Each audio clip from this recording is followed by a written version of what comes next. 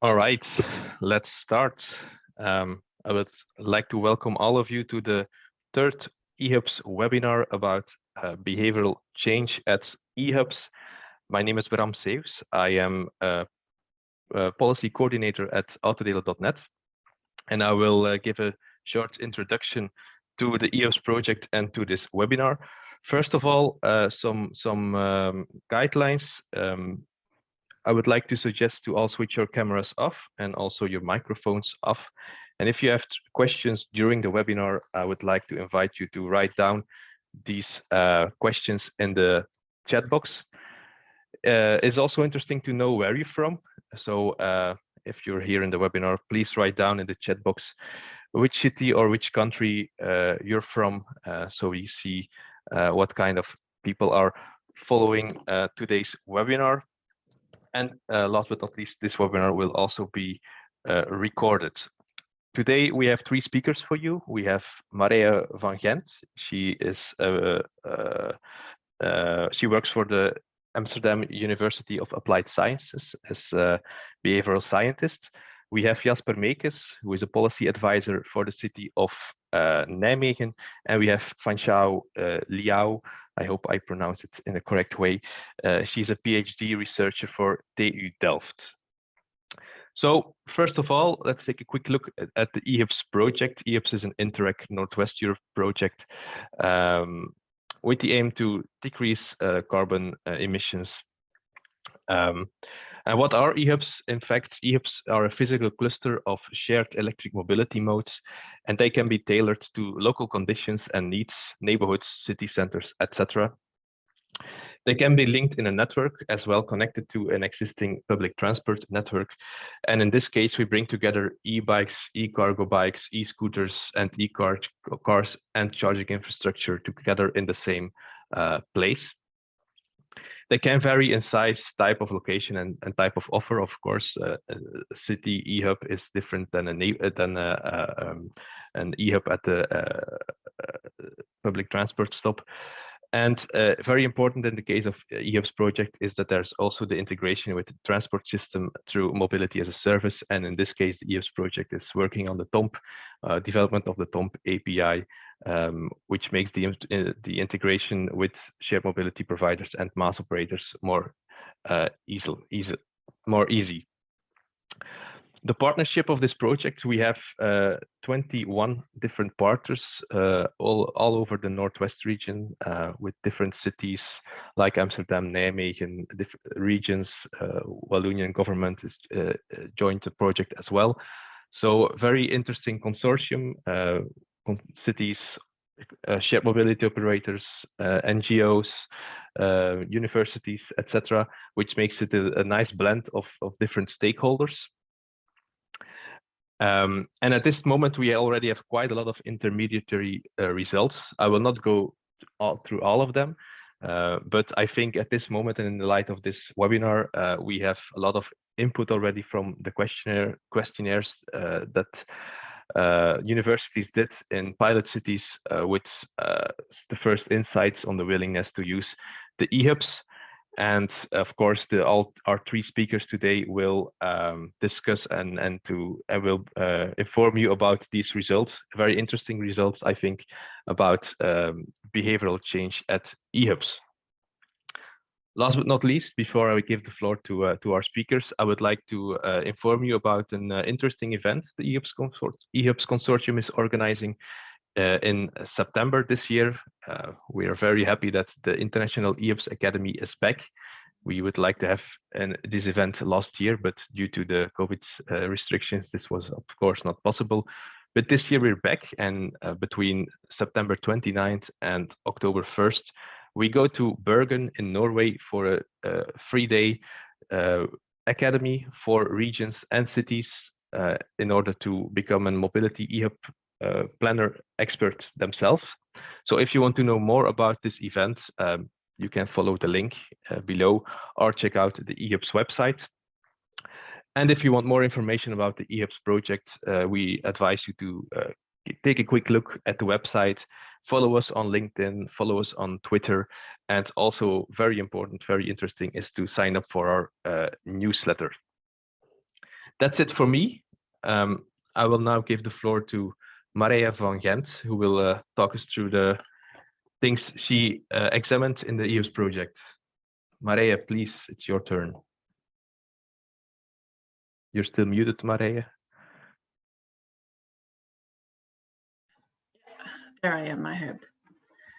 Thank you, Bram, and welcome everyone. My name is Marije van Gent. I work at the Amsterdam University of Applied Sciences with quite a big team of behavioral scientists. I see Luz on my screen as well. One of my colleagues joined the meeting today as well.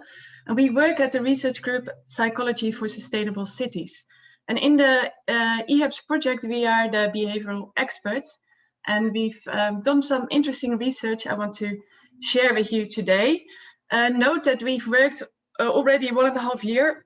I have only 15 minutes, so I feel I have to squeeze a lot of information, but hopefully I can take you along with it quite easily. So let's start. Because I think when we talk about behavior change, it's very important to understand what the aim of the eHUBS is.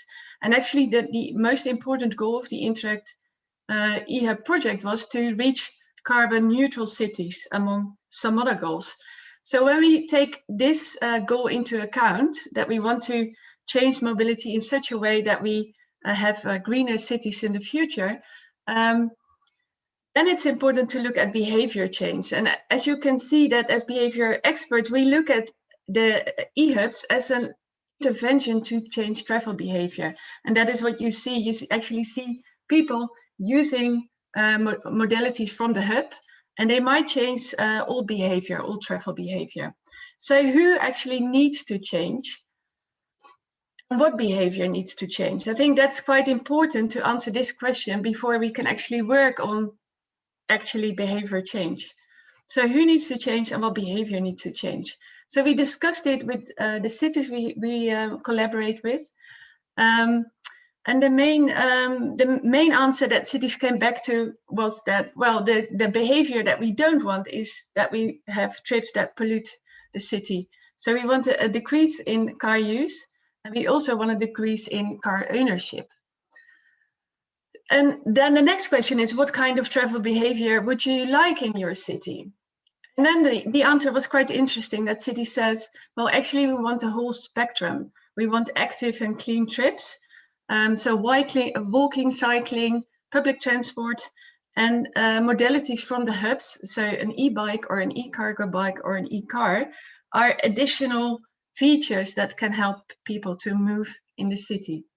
So when we take this into account, that people want active and clean trips in their city, the main question is, if that is your aim, if you want to work on those carbon neutral cities, are eHUBs the right solution? And of course, this is quite a bit of a nasty question because everyone wants to implement this, but I think it's very important to understand if we think that eHUBs as an intervention can work to change your city the way you like. Because some research and some examples have been shown that early users of eHUBs are people without cars. Because when you don't have a car, you will have an urgent travel need. And then it might be very interesting to start using an e-car, but that might mean that car use in your city will decrease. Or you will, when you start using the modalities from your hubs, it might actually mean that those people will decrease their active rides and also decrease their public transport. So if that would happen in your city, then the outcome would be adverse. It would be not what you want. So this is, I think, quite important to understand that we want a particular group of travelers in the city to change. And we think that targeting car owners is quite important because they are the ones that travel and pollute the city with their fossil-fueled cars. But from research, we also know that this is quite difficult. We sometimes talk about the car and how people use their car as quite an addiction. Once you're used to it, it's a very strong habit. It's very difficult to give up. We also know that people prefer a status quo. So we don't like change. It takes a lot of energy and effort. And also most car owners are perfectly happy with the way they travel. So they think their car fits the needs and the goals. So they don't have a really inclination to want to try something out. So it's quite a challenge, I think, for cities to get this target group to start using the eHUBs. But again, when you look at the goal of carbon neutral cities, this is quite an important group. So to get a better understanding of this group of people, we set up a specific research that looked at the first step of car owners trying out electric shared mobilities. And why did we take this first little step? Because we think, as behavior change experts, we know that behavior change doesn't happen overnight. It takes time. So this first step of actually trying to use an eHUB is very important. And if that's good, if you enjoy it, you might want to return. If you have a bad experience, you might not want to return. So understanding this first step is quite important. So with our research, we wanted to understand what motivates car users to try out an eHUB. With those information, we want to gain insight in how we can develop interventions to persuade those car owners. So how did we do this? Well, first we looked in the literature and we looked specifically for information that shed light on this trying out electric shared mobility. We used a quite well-known behavior model, well-known in our world, in behavior expert world.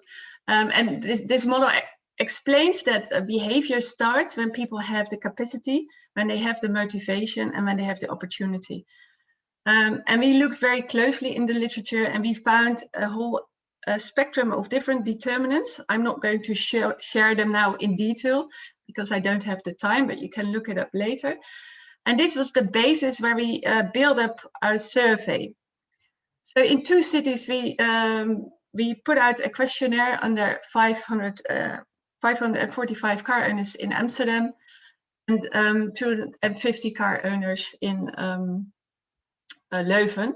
And we specifically looked at would those car owners be interested in trying out an eHUB?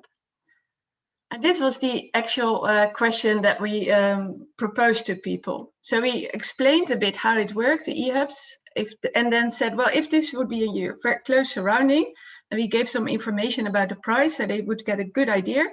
We asked, how likely is it that you would try out a vehicle in the coming month? And maybe not very surprising, at least not very surprising for us, is that only 1/5 of the car owners said, yes, I think it would be likely or very likely. So note that around 80% isn't very interested in using the hubs. And then it's of course interesting to understand why is this particular group, why do car owners want to try out or don't want to try out the eHUBs? We asked this question in the survey as well through an open question. So we asked, what would be your main reason not to try out the eHUBs? And the most important reasons they gave was that they said, well, I don't have a need because I'm already happy with my own vehicles, or they thought it would be too expensive. And the third most important reason not to try out is that they were a bit hesitant to be dependent on a vehicle that they didn't own. So what were the reasons to try out vehicles? Why would they be interested? And then they said, well, I'm just curious in the concept. So it would be just interesting to see how it works. And another group said the pricing could be attractive. And the third reason was that some people said it could be, sometimes it could be convenient. For example, when my car goes to the garage, it might be handy if I could use an e-bike, for example, or an e-car. So that is one way of looking at the data, but the other way is that we look at the data themselves and look at the connections between all the questions in the survey. So this is this overview of types of questions that we asked to all the respondents. And I'm very quickly going to share you the most important outcomes of this analysis. So our dependent variable, the thing we wanted to understand is this intention. Which group of people has this intention to want to try it out? And the most important determinant was whether people thought it would be useful for them, so the perceived usefulness. They would see some benefits by using the hubs. A second important determinant in Amsterdam was that they had a previous experience with shared mobility. So if they had, it was more likely that their intention would be higher. And also car owners that were already familiar with the shared mobility concept would have a higher intention. We did a similar analysis in Leuven. And again, here we saw that the perceived usefulness was the most important determinant. But in that city, also pro-environmental attitudes. So when people were concerned about climate change, the intention would be higher. And we also found in that city that the people with a younger age were more interested in trying out. Since perceived usefulness was one of the most important determinants, I'll give you some more explanation of what we consider. What exactly is that concept? And we split out this perceived usefulness in 3 different topics. So the first one was that you would feel that you would gain something out of it. So we call that a gain goal, that you would have a personal benefit, for example, in money or status. A second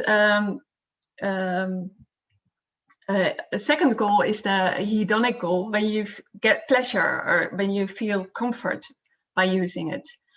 And a third goal that people could have is a normative goal. So when people said, well, I think it's actually important, or it's in line with my norms and personal values, or it suits the environment.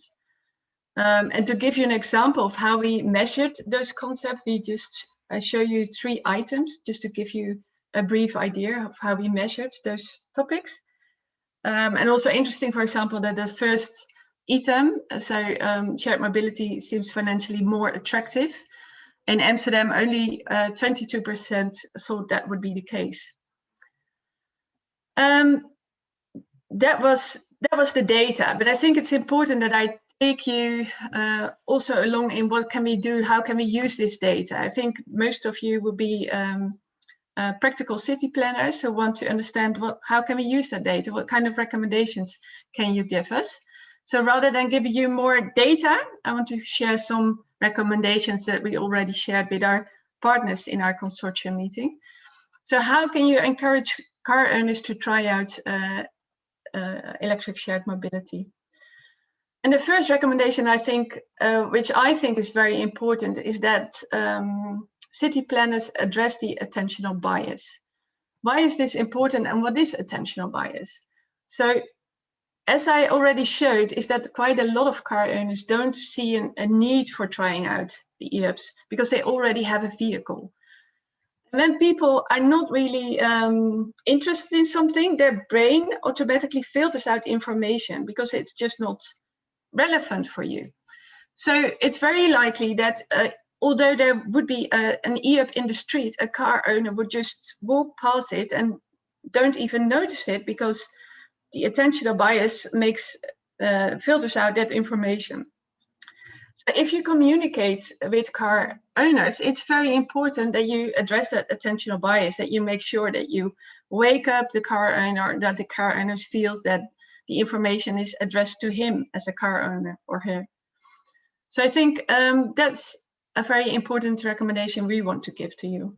The second one, as we saw that the perceived usefulness was the most important determinant, I think it's very important that in the communication that you really stress the benefits of shared mobility. And you can do that in several ways. I already shared you that we kind of distinguish 3 different goals, the gain, hedonic, and the normative goals. Interestingly enough, in the data, we also saw that these 3 goals are interconnected. So if you see a personal gain, you automatically also think it might be fun to do or nice to do. And you also feel that it's beneficial to the society. So you can address all these 3 goals at the same time. So how could you stress the advantages from a gain perspective? we already saw in the literature, but also in our research, that people hardly have any idea of their personal costs. And they find it very difficult to compare the cost of buying a car and maintaining a car with the cost of using a hub. So yeah, making clear what the financial look is of using shared mobility is very important. And this is particularly, of course, relevant for people that don't use their private car that much. And another way of stressing the gain goal is, for example, that you stress that people can choose a vehicle that they need at the moment, or that they get unburdened by tasks. So you can stress different goals. Can also show that trying out is something fun to do. I think we also saw that lots of people enjoy, for example, using a cargo bike. It's quite a fun thing to do. And also emphasizing the green image of eHUBS gives people positive associations. And the last recommendation I'll give to you is looking at the eHUBS in a much broader perspective. So we see that car owners kind of make a cost-benefit analysis. And when people live in a city which is very car-friendly, of course, a private car and car ownerships, that really make sense. But if you change the environment in such a way that it's less car-friendly, then suddenly it might be much more attractive to look at using a car from a hub. So for example, if you can't park in your own neighborhood, but there is an e-car next to your house in an eHUB, suddenly your whole decision will be completely different. And we actually also found a systematic review of reviews, and that bundles an enormous amount of academic literature. And the main conclusion was that it's primarily the infrastructure of a city, so how a city is planned, which determines how people travel and what kind of mobility mode they choose. So look at the eHUBs also from this much wider perspective, from a city's perspective, and also question yourself, how car-friendly or unfriendly is my city? So my most important takeaways for today. Shared mobility doesn't automatically lead to carbon-neutral cities. So if you want to have an impact, I think it's very important to at least address car owners as a target group. But as I've shown you already, they are very satisfied with their current travel routines, with traveling by their car. So that probably will take an additional effort to get them on board. And maybe it's also nice that the next speaker will be Jasper from Nijmegen. And he will give some very practical insights in what kind of extra efforts you can do to persuade people to start using the hubs. So that was my talk. And if you have any questions, I think there will be time at the end of the meeting. And you can put your questions also in the chat, I think. Thank you very much. Thank you, Marije. Very interesting presentation, I think. Looking at the time, I would like to ask Jasper to switch on his camera and to share his vision from a city point of view. So Jasper, please, the floor is yours.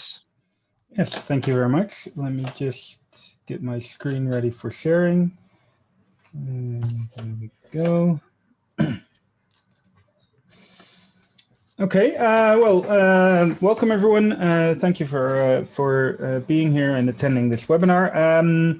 I am a policy advisor at the municipality in Nijmegen, one of the partner cities in the Eos project, and I'll be talking about what we as a city have done in terms of our behavioral change campaign in our eHUBs.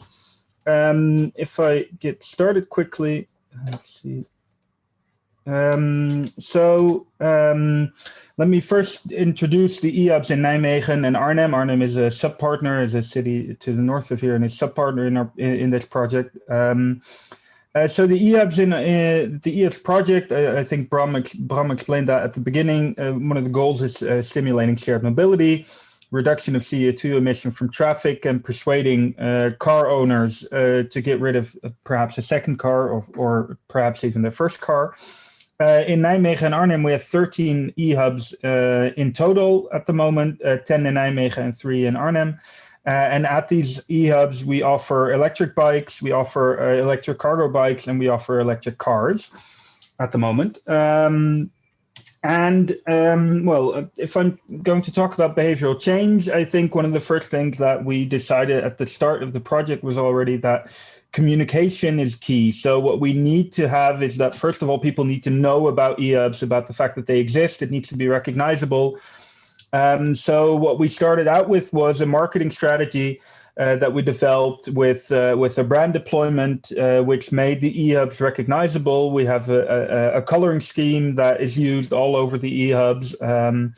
We have a marketing strategy with communication in billboards on the streets, with presence on social media. We have a website for the eHUBs, etc. So that was the first step. That first of all, we needed people to know about the eHUBs.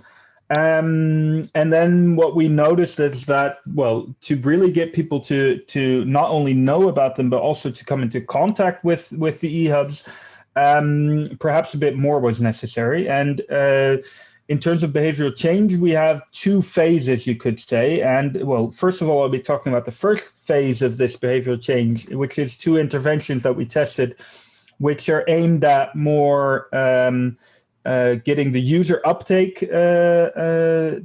So what we want is that people get used to the eHUBs, know that they're there, recognize them, and then maybe start using them. And a second phase, which is something that we'll be starting to roll out in the coming months, is actually targeted not just at getting people to use the eHUBs in general, but specifically targeting those users that at the moment are using a car for some of their trips, and trying to persuade them to change from their car usage to the use of the eHUBs, whether it's changing from a private car to a shared electric car, or changing from a private car to the electric bike or electric cargo bike. I see that someone drew a red line on my screen, but I'll ignore that for now. But yeah, I hope someone can delete that at some point, because it does go through all the slides, it seems. So if I go into the interventions that we already did, so we have two interventions that we've tested, and we've tested these interventions by implementing them at a number of hubs, in this case, 3 eHUBs, which we changed in terms of their appearance, which is this intervention is focused on visibility. And so we tested them at 3 eHUBs, and then we have the other eHUBs as a control location, so we can try and test whether or not the effect of this intervention is actually positive, and whether the intervention itself actually has the results that we hope. So the main thing about this intervention is that we've tried to make the eHUBs as such more visible. You see here at the bottom left, you see the image of what the eHUBs used to look like, the signage that we had there.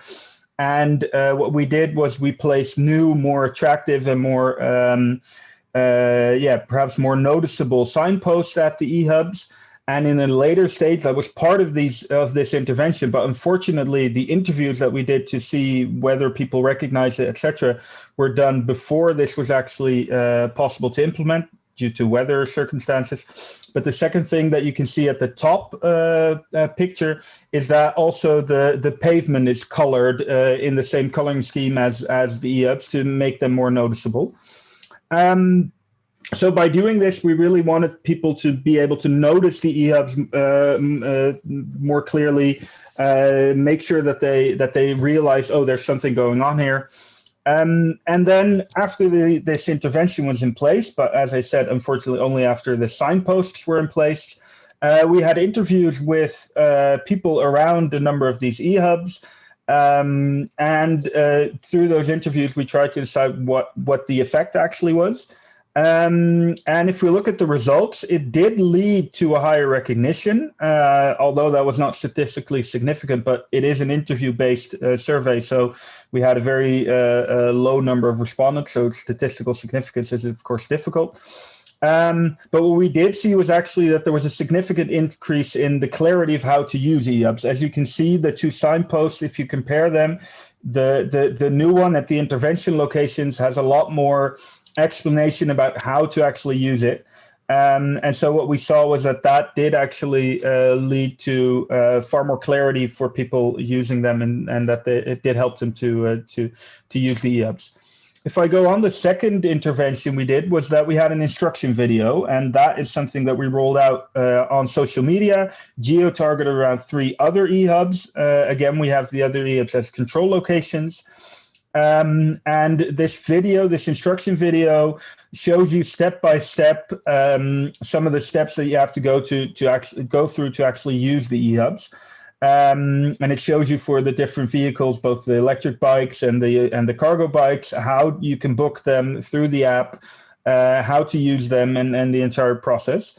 The general response to these videos was positive, and we actually had a lot of people that from these videos also clicked through to the website for eHUBs and to actually go into this. But unfortunately, because we had a lack of vehicles at the eHUBs at that time, there were some issues with vandalism, that sort of things, and that made it difficult to actually test the effect of the videos on the usage. But the general response to the videos was quite positive. So that's something that we do plan to actually roll out this intervention at the other eHUBs as well, once we have the number of vehicles in place. The next step that we actually did was that we've monitored through survey panels in both Nijmegen and Arnhem. We've monitored the amount people know about the eHUBs, how many people actually use this. These survey panels are sort of representative panels for the entire city. And what we see is that, especially in Arnhem, only a very limited amount of people actually have used these eHUBs. In Nijmegen, that was a bit more. So I'll go into the results for Nijmegen a bit more, because it says a bit more about how these eHUBs are actually used. But even though, well, of course, the usage was quite low, but we do know, we did find that quite a lot of people have heard actually about the eHUBs, which is something that we think is a good thing. And yeah, I mentioned something about the vehicle availability. That was an issue, and I'll go into that later, how we're going to use that going forward as well. So if we look at the results from this digital survey panel, so what we see is that at least that about 55% has actually heard of the Eops project, is familiar with it, and 35% have actually seen the eHUBs on the street, which, given the fact that we only have 10 in the city of Nijmegen, we thought was actually not too bad of a result. Then if we look at have people use these eHUBs, as I said, that's a far lower percentage. I think what Marije was explaining earlier, that perhaps isn't a surprise as well. But we still found that we have 55 people in the panel survey, which is, as I said, a sort of representative survey for the entire city, that 55 of those people had actually used it. So 4%. And if we look at what these people have used it for, one of the most interesting things is that we asked the question, and that's what you see here, is what, and I know the questions are in Dutch, but I hope by going through it, you can understand most of it. What if there wasn't an eHUB? What vehicle would you have used for your trip to take that trip if you couldn't have used the eHUB? And what we see here is that, well, 4 of these people say that they wouldn't have used they wouldn't have made the trip. 14 of these people say they would have used the bike. 8 people say they would have used public transport, but also 16 people of these 55, so that's not a bad percentage in that sense, would have used the car for their trip and now use the eHUB. And I think in that sense, actually our goal of trying to persuade car users to use the eHUBs and perhaps then as a later step get rid of their second car or their first car or whatever, we are actually achieving some of that already, even though our behavioral change interventions are not yet specifically focused on that target group. So it is something that I think is a quite positive result in our approach so far. Then, if we look at the general opinion about the Eops project, this question asks, What's your opinion about the Eos project? How do you perceive that? And what you see is that in general, there's a quite positive attitude towards the Eops project. So 11 people are very negative, 18 are negative, 154 are neutral, but we have 221 people who responded that they're positive about this, and 86 who are very positive. So I think that's actually also a quite good result. And what we see is that the sentiment around the Eops project is quite positive. So that's something that we're at least quite happy with. Then, of course, the question is, what's the next step? What's next is that we will probably have a number of new vehicles added to the Eops in the coming weeks. So, as I said, the availability of vehicles in the past has been quite limited due to some vandalism issues, due to some delivery issues with some of the providers. But from the beginning of the end of July, the end of June, beginning of July, we'll be adding new vehicles, and that it gives us the opportunity to go on with the new communication and marketing scheme, trying to really tell people eHUBS 2.0 is our working title. We have these eHUBS. They're now fully functional with full vehicle accessibility, etc. So that we really try and use that momentum to try and get people to try them out. And in this process, we're also developing a number of new interventions. And these are focused on three main issues. First, making eHUBS relevant. These are related to the issues that Marije was talking about. You can see here on the bottom left the picture of a newspaper ad that we might be using, where we're showing people the difference between what owning their own car costs and what the eHUB costs, and showing them, oh, if you use the eHUBs, then perhaps it's a lot cheaper than owning that second car or owning that first car. Secondly, we're trying to break the habit. So trying to persuade people to step out of a habit they might have and use something next. The ad you see on the right says, next time on the electric bike, use the eHUB. So trying to persuade people to maybe change their habit and doing something different the next time. And the third step is to try and play into the self-image that people have, trying to use eHUBs as something that is attractive and something that people can use. Yeah, I'm an eHUB user and I'm proud of that. So these are three intervention directions that we're looking at. I think that's my presentation so far. I hope I didn't run too much out of time. So back to you, Bram. Thank you. Yeah, I don't know what happened with the red line in your presentation, but let's say it's got a touch of modern art. Yeah, I saw that someone in the panel actually drew it on there. So yeah, thank you. Wasn't me. So thank you, Jasper. I think it was also interesting to see what Nijmegen is doing with the eHUBs. I would like to ask Fanchao to start sharing her screen, and then we go to the last presentation of today. And as mentioned before, afterwards we will go through the questions that were already mentioned, asked in the chat box. So please, Fanchao, the floor is yours.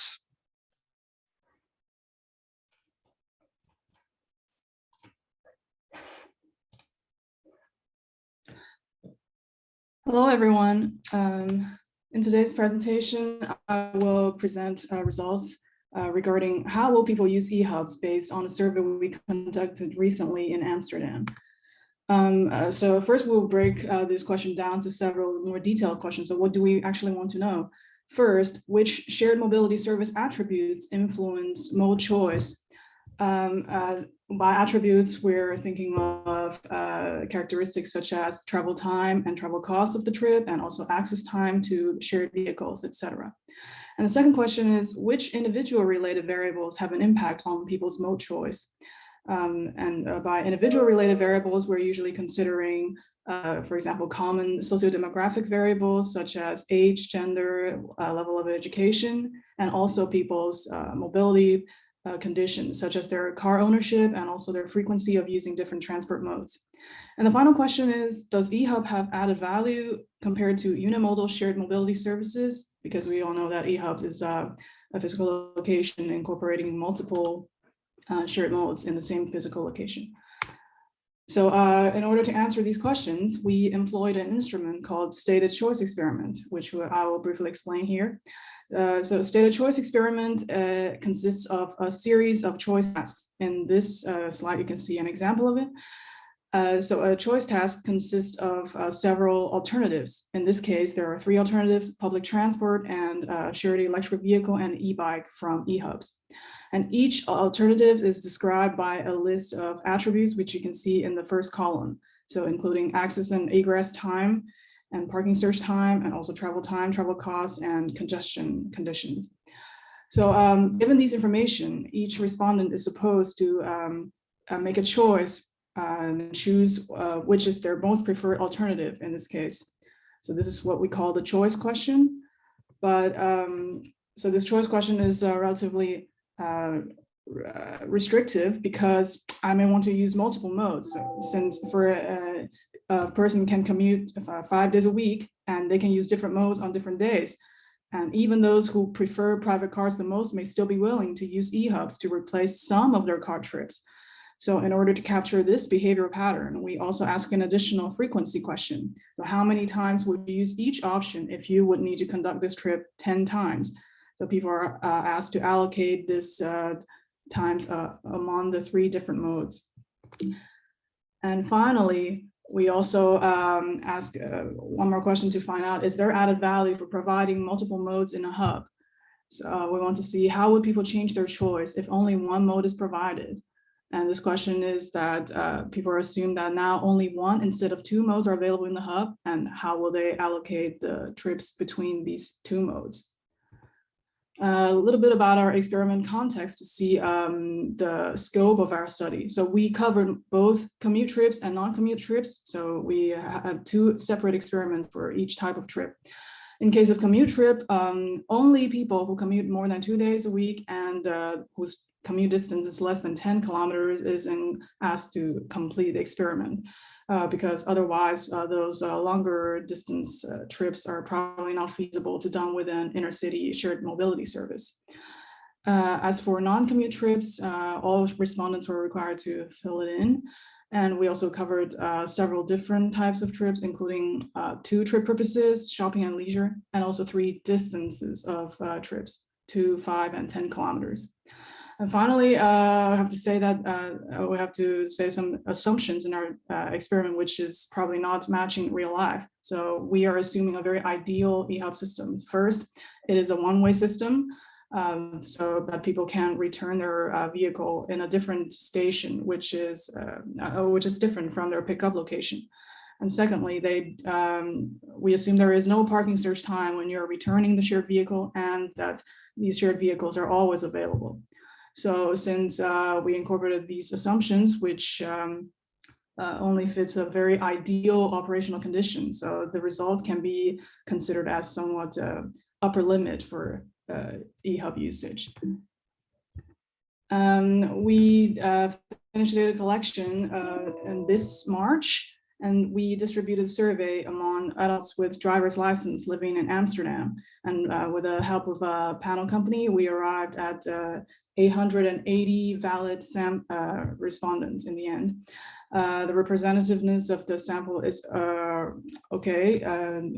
rather similar to the population average distribution. There are around 82% of car owners in the group, in the final sample. So what results did we find? First, the first question is the impact of attributes.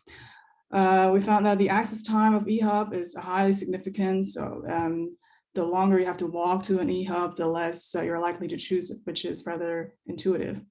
But we found that the 2 attributes, travel time and travel cost, which are usually very significant in these kind of mode choice, are not significant in case of Amsterdam. So only the travel cost for shared e-bike is found to be significant.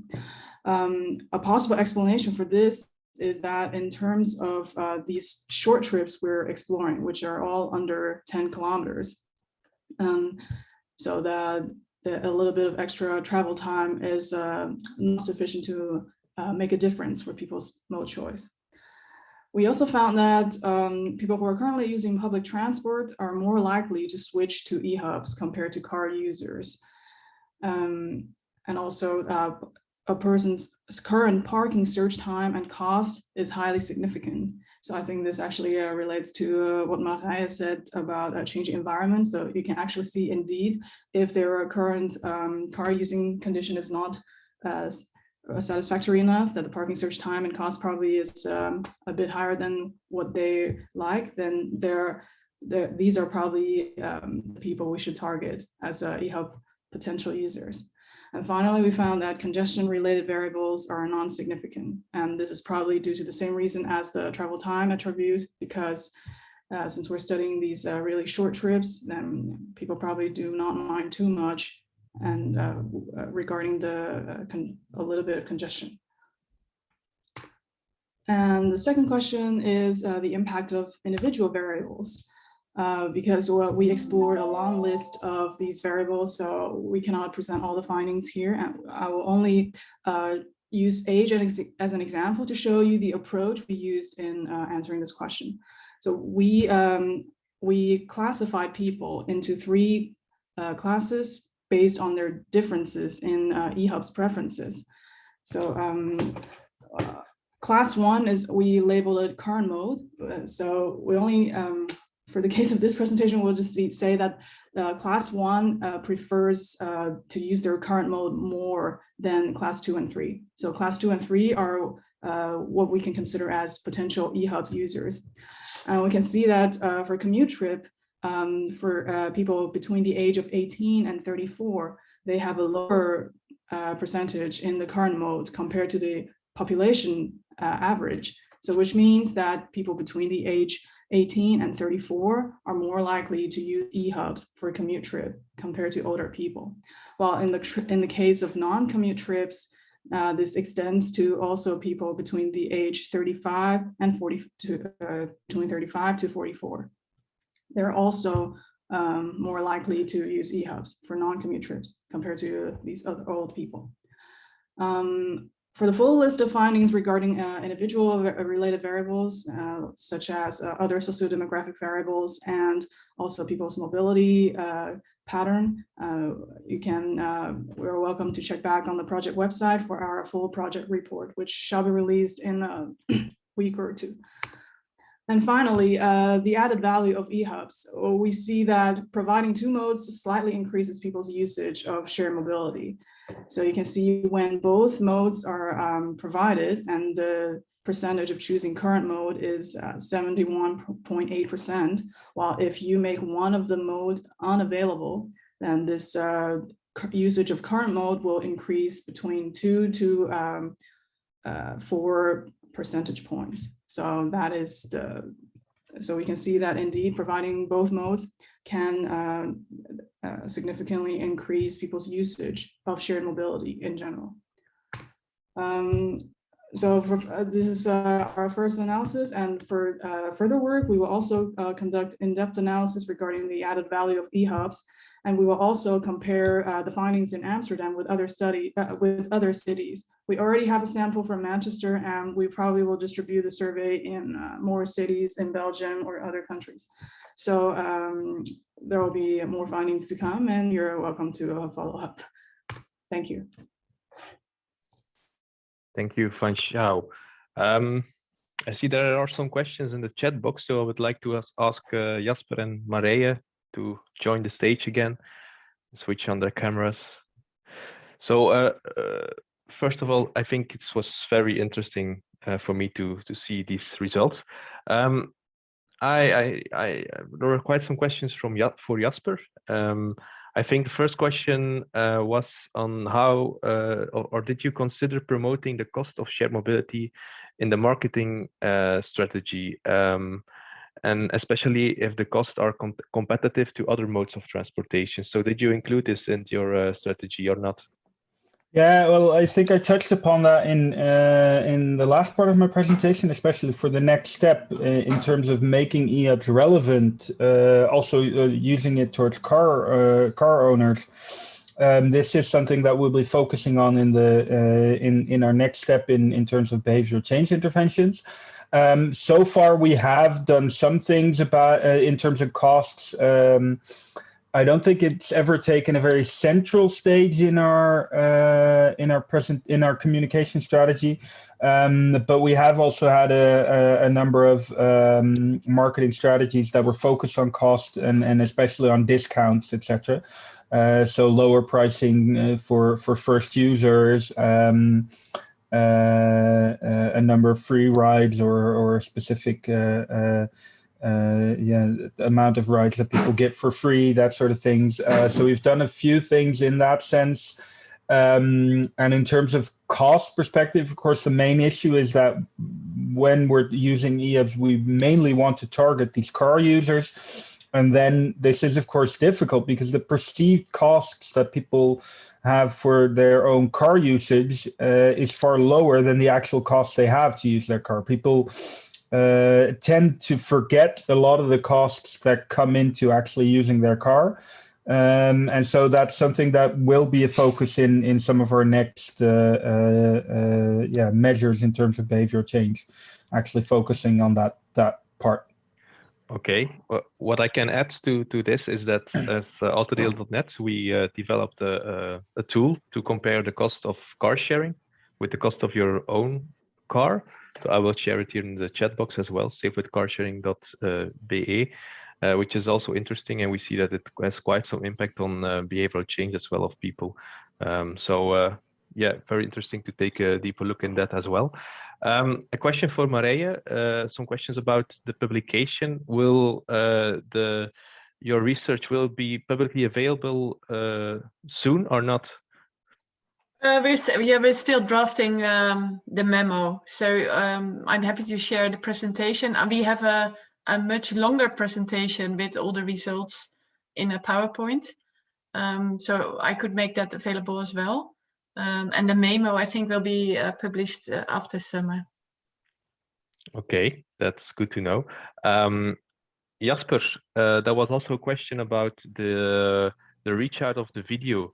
And which partners were involved. Can you tell us about this? And second question was about vandalism. How did the city deal with the vandalism? Can you tell us a bit more about that?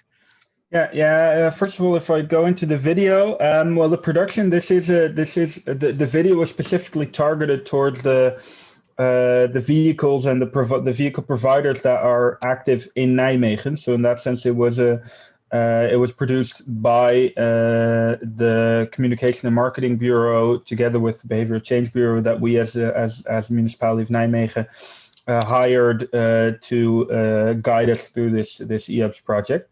And that's why because in other cities, other providers provide the vehicle, so the way these eHUBs work can be different. So that's why it's specifically one for Nijmegen. If you look at the reach out, I was trying to get that into the presentation, but I ran out of time. So I can share quickly if I just quickly share my screen. This is a graph that shows the reach out of the videos, the instruction videos at the 3 different hubs on both Facebook and Instagram. And I have to say, because I didn't make this graph myself, I don't actually know what the numbers specifically mean, but if I'm correct, this is the amount of people reached per day and the amount of views per day, and then the amount of people who actually click through to the links. And what we see is that in that sense, the total amount of people that actually click through the links is almost close to 100. So in that sense, we did actually reach quite a few people who actually went through, watched the video, but then also went through to the website and checked out, well, is this something that I can do something with, etc. So in that sense, we were reasonably happy with this. Was just in the first 2 weeks, I think, of I know it says for a month, but the video wasn't online for the entire month. So this was actually quite positive result, and that's also why we're thinking this is something that we might want to do more with in the future. And then going into the vandalism issue, there were a few issues, mainly almost exclusively with the electric bikes. So the partner, the consortium partner, URBI, that's involved in the Eops project, and that also had their electric bikes at the Eops in Nijmegen. In the fall of last year, they started to having to deal with a lot of vandalism issues. I think there were a number of issues. One was that there was an issue with the way that people could sign up, where their identity wasn't checked as well as you would perhaps need, and we saw that led to people signing up under different names or whatever, and then taking a bike and never returning it. Second was that they had bikes they had new bikes, which perhaps in the end, I can't talk for them, so they should be the ones explaining that fully, but that perhaps weren't as vandalism proof as you'd hope. And third was that in general, they saw throughout the entire country, not just at the Eops in Nijmegen and Arnhem, but throughout the entire country, they saw a specific uptake in vandalism and theft of the e-bikes all over the country. Where it seemed that there was a specific gang that was going through all URBI locations and targeting URBI and stealing and vandalizing bikes. So that was an issue that we dealt with, and that was quite detrimental to the usage of the Eops, of course, because if there aren't any bikes, then people can't use them, and URBI had to lock the bikes so they weren't available for use even if they were there, to prevent this issue from coming up. And the step we've now taken is that from somewhere this month, we'll be starting with the new provider for the electric bikes that has experience with more vandalism-proof bikes and with a more vandalism-proof docking station. So that's the step we're taking now. They're now in a cooperation with URBI. Delft Nederland is the party that's involved, and so we'll be getting new bikes with new docking stations, making sure that this, which given their experience in other cities, has shown that it's not as prone to vandalism, and so we hope that with these new bikes, new docking stations, etc., all these issues will be in the past for us. Okay, great. I have one final question for all of you, for myself. I once saw a presentation from Herman Konings, a scientist, who explains that there are different types of ages, and it's best to focus on the 30 people that are in their mid-30s if you want to address behavioral change. But I would like to know from all of you, what do you think is the best target group or age to focus on in your campaigns as a city in order to have a maximum impact on behavioral change? So maybe Marije, you can start to answer this question. I think in our data, we only saw an age effect for younger people, but in general, we know that young people are more likely to experiment and to try out things. And of course, most young people don't have a car. So I think it's a group that's quite eager and intense. So it kind of makes sense to, when you start a really broad campaign, also including people without cars, to focus on that target group. But that might also depend on the modes you want to promote. So for example, the scooters in Amsterdam are really popular under the younger age groups, whereas the e-cars, you might want to target maybe families. Fanchao, can you add something to this? Well, from the results I just presented, so you can obviously see that people between the age of 18 and 34, they're more likely to use eHUBS for both commute and non-commute trips, while those for between 35 and 44, they're only interested in eHUBS for non-commute trips. And another thing which I didn't cover in the presentation is that indeed these people who are younger also, even for those people who are preferring eHUBS, they have slightly different, they have a stronger preference for e-bikes. So, and those with children, they're indeed more likely to use the shared EV in eHUBS. So there is also a difference in there. Okay, Jasper, do you have something to add? Yeah, I think for us, age is perhaps not the most important issue in that sense. That what we do is that we we adapt our communication message to the characteristics of a neighborhood, and that can mean that our communication message changes based on demographics in the neighborhood. So in an eHUB that's in a neighborhood with slightly younger people, our communication message will be different from one in slightly older. But I think one of the issues Marije raised is very important, that of course we're targeting car users for a lot of the behavioral change aspects. And that means that this younger group, well, a lot of them might not actually have cars. So then they're not, in that sense, an interesting demographic to target, because they are not the people we want their behavior to change. And a third issue is, of course, and that's something that we always try to take into account, is that we know from all of the behavioral change research that the biggest opportunities are when people actually go through some sort of change themselves. So perhaps if they're moving somewhere, then this is like this window of opportunity to actually try and change their behavior. And so all these kind of things, and perhaps even getting out of Corona lockdowns is also this kind of window of opportunity to now try and persuade people who now have been working from home for a long time and now maybe start to work from on location for some of the time. This might also be a window of opportunity to then persuade them to reevaluate the way they travel to work, perhaps on the few days that they might still go to work. So these are issues that we take into account more, I think, than specifically age as such. So yeah, I think that's the way we would look at it from a policy perspective. Okay, I think these were some very nice words to round up this webinar. I think the COVID situation, or the end, let's hope, of the COVID situation is not only a window of opportunity for mobility, but also for many other things, especially socially related, I would say.